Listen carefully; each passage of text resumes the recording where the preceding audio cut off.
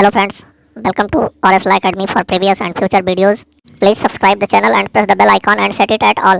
Friends, पिछली videos में हमने आईपीसी की बहुत सारी धाराओं पर वीडियो बनाई है। अगर आप उन्हें देखना चाहते हैं तो हमने अलग से आईपीसी की प्लेलिस्ट बनाकर उसकी लिंक डिस्क्रिप्शन में डाल दी है। आप वहां से क्लिक कर सारी वीडियोस को देख सकते हैं। फ्रेंड्स, आज की वीडियो में हम चर्चा करेंगे भारतीय दंड संहिता 1860 की धारा 35 के बारे में। पिछली वीडियो में हमने धारा 34 के बारे में बात की थी। आज धारा 35 के बारे में पढ़ते हैं। सेक्शन 35 कहती है, इसकी हेडिंग अगर देखें तो यह है कि जबकि ऐसा कार्य इस कारण आपराधिक है कि वह आपराधिक ज्ञान या आशय से किया गया है, यानी when such an act is criminal by reason of its being done with a criminal knowledge और इंटेंशन। मतलब जबकि ऐसा कार्य जो क्रिमिनल एक्ट नहीं है, आपराधिक नहीं है, लेकिन वह आपराधिक हो जाता है, यानी जो एक्ट क्रिमिनल नहीं है वह क्रिमिनल हो जाता है। कब क्रिमिनल हो जाता है? जबकि ऐसा एक्ट या ऐसा कार्य क्रिमिनल नॉलेज या क्रिमिनल इंटेंशन के साथ किया जाता है। मित्रों, आगे ये धारा कहती है, whenever an act which is criminal only by reason of its being done with a criminal knowledge और intention is done by several persons, each of such persons who joins in the act with such knowledge or intention is liable for the act in the same manner as if the act were done by him alone।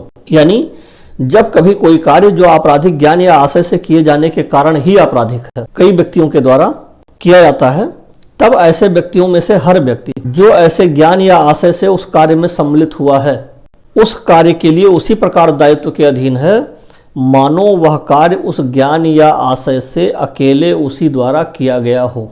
सरल शब्दों में अगर कहें तो धारा 35 कहती है कि जब कभी कोई कार्य जो आपराधिक ज्ञान या आशय से किए जाने के कारण ही आपराधिक है, कहने का तात्पर्य वो पहले से आपराधिक नहीं था, लेकिन अगर इंटेंशन उसकी मैलाफाइड थी, इंटेंशन अगर उसका रॉन्ग था, तो वह कार्य आपराधिक हो गया।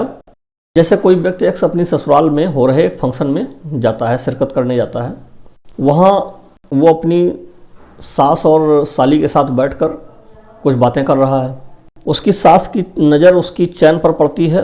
वो लगता है कि यह काफ़ी कॉस्टली चैन है, और वह अपने दामाद उस व्यक्ति से कहती है कि बेटा, तुम एक फंक्शन में आए हो, यहाँ काफ़ी ढेर सारे लोग हैं और तुम्हारी ये चैन काफ़ी कॉस्टली है, कहीं गिर सकती है, तो इसको एक काम करो, अपने सिस्टर इन लॉ को दे दो, ये अलमारी में सुरक्षित रख देगी और जब तुम मांगोगे तो तुमको वापस कर देगी, सुरक्षित रहेगा।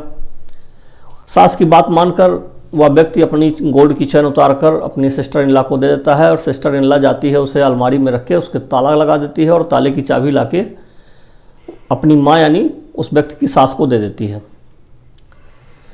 अब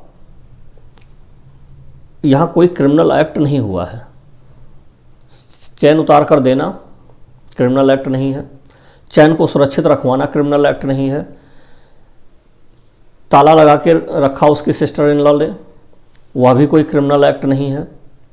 लेकिन यदि यहाँ उस व्यक्ति की सास का इंटेंशन गलत हो, इंटेंशन क्रिमिनल हो, या उसकी नॉलेज क्रिमिनल हो, क्रिमिनल नॉलेज या क्रिमिनल इंटेंशन के साथ उसने मोटिवेट किया अपने दामाद को कि तुम यह गोल्ड चेन उतार कर दे दो, और जब वह गोल्ड चेन उतार कर दे देगा तो ऐसे उस गोल्ड चेन को यह कभी वापस नहीं करेगी और उसको अपने पास रख लेगी, यानी क्रिमिनल यहाँ इंटेंशन आ गई, तो क्रिमिनल इंटेंशन आने के कारण यह कार्य आपराधिक हो गया। यह कार्य सेक्शन 406 आईपीसी आपराधिक न्यास भंग में चला गया, उस धारा के अधीन दंडनीय हो गया। तो ऐसी इंटेंशन अगर उसकी सास की थी और उसके सिस्टर इन लॉ की थी, यह इंटेंशन थी कि वह चैन कभी वापस नहीं करनी है, तो सेक्शन 35 साथ में लगेगा 406 के, 406 के साथ सेक्शन 35 भी लगेगा।